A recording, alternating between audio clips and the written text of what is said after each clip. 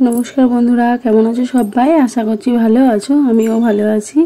आज के करब आम पोड़ा आमेर शरबत जा गरम पड़ेছে तो ताई जन्य भाबलाम आम पोड़ा शरबत करब। ताई एखाने आम पाड़ते एसेछि तो देखो एखाने आम पाड़ा हये गेছে। चलो এখন बाड़ी যাওয়া যাক। तो बाड़ीते चले एसेछि एखाने 4टी आम निয়েছি 4টে आम হলে আমাদের হয়ে যাবে।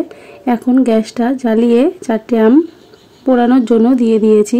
তো দেখো এখানে অলরেডি आम प्राय হয়ে এসেছে মানে অনেকটাই পুড়ে গেছে। তো একটা আম তুলে নিয়েছি এখানে আরো 3টে আম পুড়িয়ে নিচ্ছি। তো চলো এখানে আমাদের আম পোড়া হয়ে গেছে। এখন একটা জায়গাতে ঠান্ডা জল নিয়েছি নিয়ে আমগুলো একটু ঠান্ডা করে নেব কারণ প্রচন্ড আমগুলো গরম ছিল। তো এখন আমের খোসাগুলো ছাড়িয়ে নিচ্ছি। দেখো কত ইজিলি আমের খোসাগুলো উঠে আসছে মানে এখানে আমগুলো পারফেক্টলি পুড়ে গেছে। তো এটা তোমরা সেদ্ধ করেও করতে পারো, সেদ্ধ করেও সুন্দর হয়, আবার পুড়িয়ে নিলেও ভালো হয়। তো আমি এখানে পুড়িয়ে নিয়েছি, তোমাদের যেটা সুবিধা হবে তোমরা সেটাতেও করতে পারো। তো দেখো এখানে কি সুন্দর খোসাটা ইজিলি উঠে চলে আসছে। তো সেম ভাবে আমি প্রত্যেকটা আমের খোসা এখানে ছাড়িয়ে নিচ্ছি। তো গরমের মধ্যে এরকম মাঝে মধ্যে একটু আম পোড়ার শরবত আমরা বাড়িতে করেই থাকি। তো ভাবলাম আজকে করছি তো তোমাদের সঙ্গে শেয়ার করে নিই, তাই জন্য ভিডিওটা করছি। তো দেখো এখানে আমগুলো কি সুন্দর খোসাগুলো টানতেই উঠে আসছে। এখানে আমগুলো খুব সুন্দর সেদ্ধ হয়ে গেছে। দেখো মানে পোড়ানোর পরে একদম ভিতরে অংশগুলো দারুণ সেদ্ধ হয়ে গেছে। আমগুলো পরিষ্কার করে ভালো করে খোসা ছাড়ানো হয়ে গেছে। এখন একটা চামচের সাহায্যে আমের গায়ে থেকে যে মাংসগুলো সব এরকম করে বের করে নিচ্ছি। তো এখনো আমগুলো ভালোই গরম আছে। তো এখানে আমাদের সব আমের পিউরিগুলো বের করা হয়ে গেছে। আমের পিউরিগুলো পেস্ট করব, তার জন্য এখানে মিক্সচারের একটা মাঝারি যে বাটিগুলো হয় ওটা নিয়ে নিয়েছি।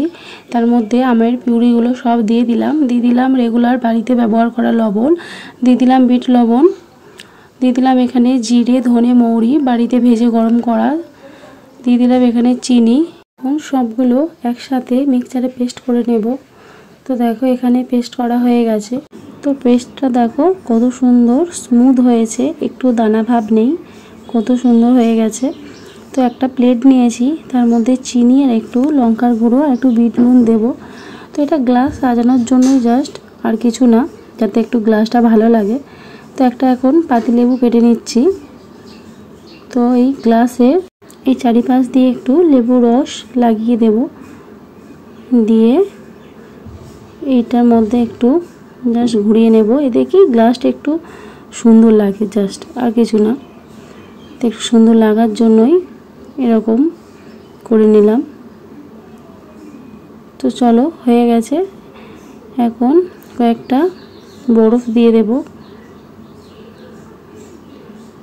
4-5টা মতো বরফ দিয়ে দিলাম। দিয়ে এখন আমের পেস্টটা দিয়ে দেব। এখানে 3 থেকে 4 চামচই আমি পেস্টটা দিলাম। দিয়ে এখন ফ্রিজে ঠান্ডা জল দিয়ে দেব, দিয়ে এখন ঘেঁটে নেব। তো এখানে জল দেওয়ার আগে একটু জলজিরা দিলে ভালো হতো, তো আমার মনে ছিল না। তো এখন একটু এবার জলজিরা দিয়ে দেব। তো জলজিরা দিলে এর স্বাদটা আরও খুব সুন্দর আসে, তো তাই জন্য দিলাম, তোমরা চাইলে নাও দিতে পারো। তো এখানে আমাদের দেখো আম পোড়া আমের শরবত রেডি। তো একটা লেবুর স্লাইস দিয়ে দিলাম, এতে করে গ্লাসটা আরও সৌন্দর্য বাড়িয়ে তোলে। তো দেখতে পাচ্ছ কত সহজভাবে আম পোড়া আমের শরবত তৈরি করে নিলাম। তো তোমরাও বাড়িতে এরমভাবে করতে পারো। টাটা।